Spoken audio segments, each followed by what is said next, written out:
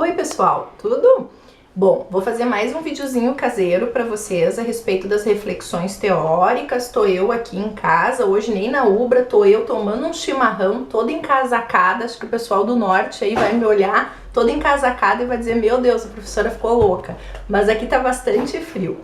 Gente, eu postei para vocês um roteiro sobre como fazer essa parte teórica do nosso relatório, tá? O relatório, a parte introdutória, ele é dividido em duas partes, né? Quer dizer, a parte teórica é dividida em duas partes, a introdução e a análise. Na introdução, vocês vão ter como suporte aqueles textos que eu postei.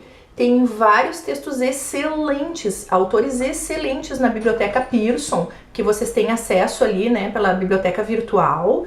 Tem autores lá, Pinsky, Selva Fonseca. São livros maravilhosos. Eu não coloquei o link deles ali na NetAula porque vocês têm acesso pela biblioteca. A nossa biblioteca é muito rica em material sobre ensino de história. Então deem uma olhada lá, que esses materiais que estão na Biblioteca Pearson, eles são melhores do que os textos que eu coloquei ali à disposição de vocês.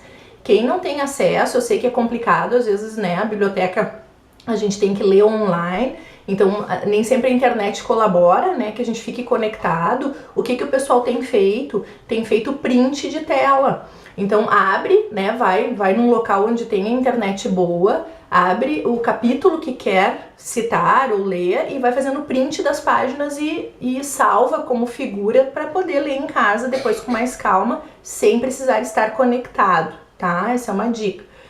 Bom, vocês têm 4 aspectos para responder na introdução. O primeiro deles diz respeito ao que é ensino de história, né? Então vocês vão explicar a importância do ensino de história, os desdobramentos que isso tem, né? No sentido de que o que é um desdobramento do ensino de história, o que são conceitos fundamentais no ensino de história, questão que vocês sabem, né? O tempo, a relação entre tempo e espaço, o entendimento de que não há uma verdade histórica, de que nós temos teorias diferentes a respeito disso, enfim, né? São essas questões que os autores vão levantar sobre ensino de história. Então eu quero que vocês façam o que é o ensino de história, o que os autores dizem sobre isso. Tendo muito cuidado, pessoal, em relação à citação de forma correta, tá? Isso já foi chamado a atenção lá na análise do PPP. Vocês precisam fazer essas citações de forma correta, como menciona a BNT. Então eu já devolvi para vocês explicando sobre, né, as citações que fizeram aí do projeto pedagógico. Teve bastante gente que não foi bem. Tem que fazer isso de maneira correta, porque no manual de estágio da Ubra diz: se vocês usarem, se apropriarem das palavras de outra pessoa sem citar isso de maneira correta, vocês têm o trabalho zerado. Então atentem para a BNT, tá? Citação direta, citação indireta, tem que fazer da maneira com que manda a norma. Bom, o primeiro aspecto, então, é o ensino de história. Não adianta só colocar lá o autor Pinsky diz que ensino de história é isso, tem que fazer uma análise, tem que, né, por que vocês escolheram esse conceito para colocar ali. Depois disso vem os PCNs, né, os Parâmetros Curriculares Nacionais. Vocês têm dezenas de objetivos mencionados lá nos PCN em relação ao ensino fundamental. O que se espera dos nossos alunos em relação à história no ensino fundamental? Vocês vão escolher, no mínimo,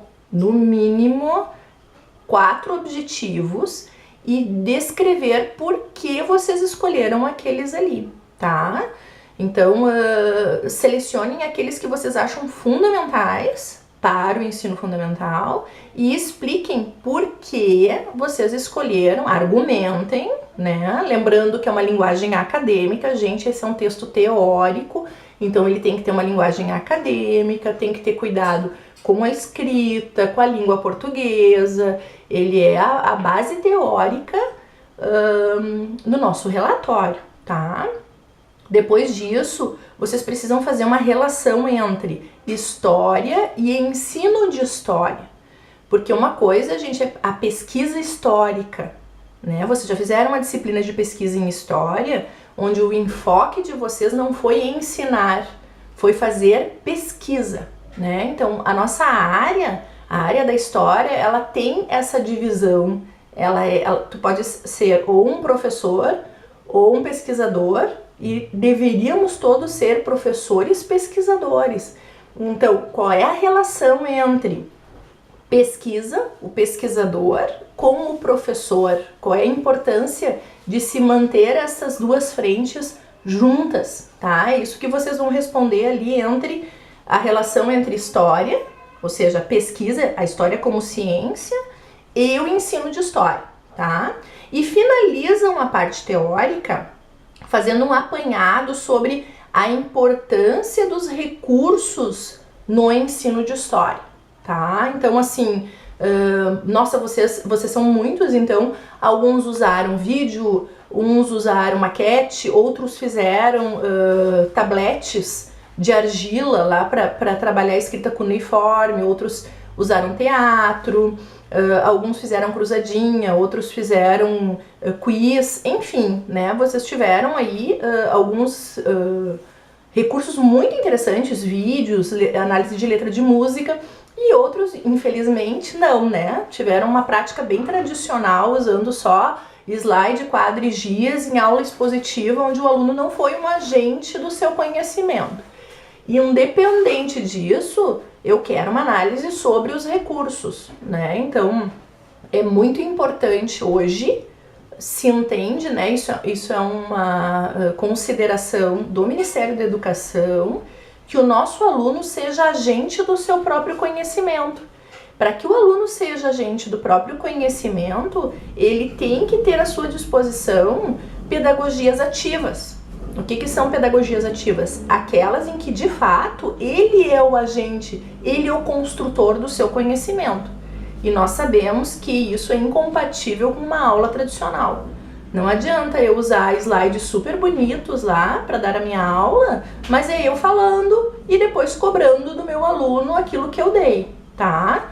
É isso que eu quero, nem que seja teoricamente para quem fez as suas aulas de maneira tradicional, mas eu quero o entendimento, pelo menos, do quanto é importante que eu use linguagens educativas que digam, que façam sentido ao aluno. História em quadrinho, paródia de música, enfim. Daí vocês têm lá, eu coloquei uma série de textos sobre isso. No framework, lá do estágio 1, vocês tinham acesso a um capítulo, né, que falava sobre isso, tá? Acho que vocês devem ter guardado isso lá do estágio 1, que era a parte introdutória dos estágios. Finalizando esta parte teórica, vocês apresentam, né, então, a análise.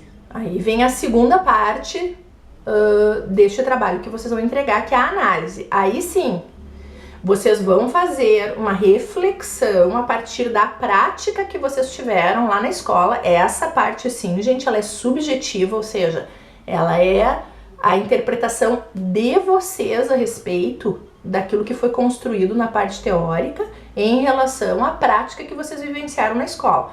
Aí sim, ensino de história. O que diz a teoria e o que foi vivenciado na prática. Aí vocês vão fazer um contraponto entre teoria e prática, vão fazer uma análise sobre isso e vão expor, tá?